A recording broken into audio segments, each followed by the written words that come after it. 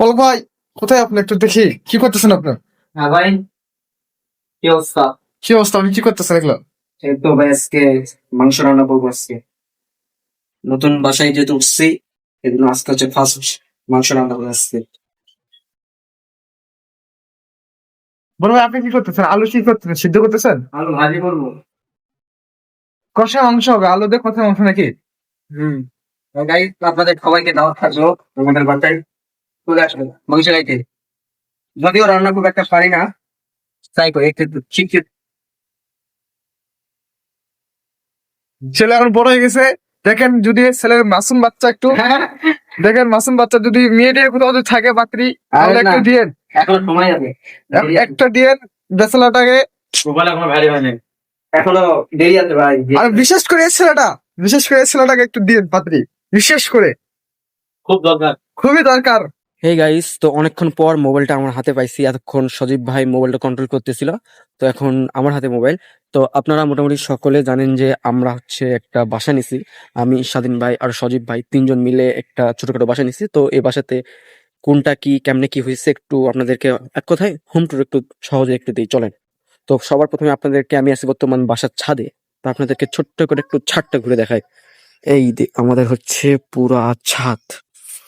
ছাদ থেকে যদি আশেপাশে একটু ভিউটা দেখি, মোটামুটি একটু গ্রাম শহর দুটাই মিক্সড এক জায়গায় আছে। এইতে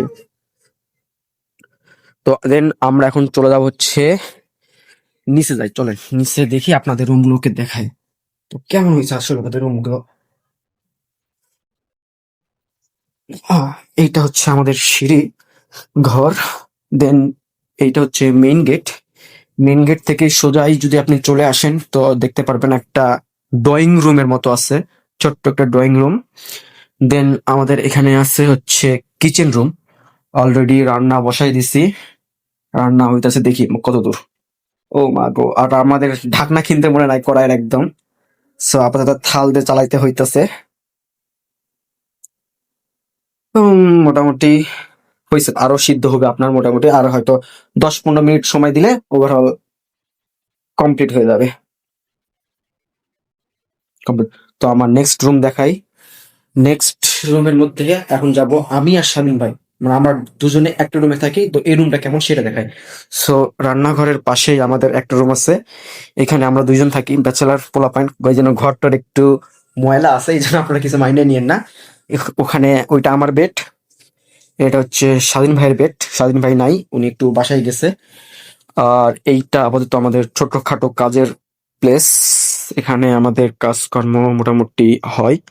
আপাতত একটা টেবিল একটা চেয়ার আছে, বাট আমাদের আরো এক জোড়া চেয়ার এবং এক জোড়া টেবিল কিনতে হবে। তো এই তো ওভারঅল হচ্ছে পুরা রুমের অবস্থা এই। দেন আমরা এখন যাবো হচ্ছে সজীব ভাই রুম। সজীব ভাই বড়লোক মানুষ, উনি পুরা রুমে একাই থাকে, সো ওনার রুমে যাই। এইটা হচ্ছে সজীব ভাইয়ের রুম। সজীব ভাই গান শুনতেছে প্লাস কাজ করতেছে। এই যে ব্যাচেলার মানুষের অগোছালো রুম, ভিডিও হইতেছে, ওনার ডিস্টার্ব না করি। সজীব ভাই, আপনি একটা হাই দিয়ে দেন। Hi guys. আর এই রুমটা আমাদের দেওয়ার কথা ছিল, বাট আনফর্চুনেটলি এটা আমরা পাইনি, একটু প্রবলেমের কারণে হয়ে গেছে।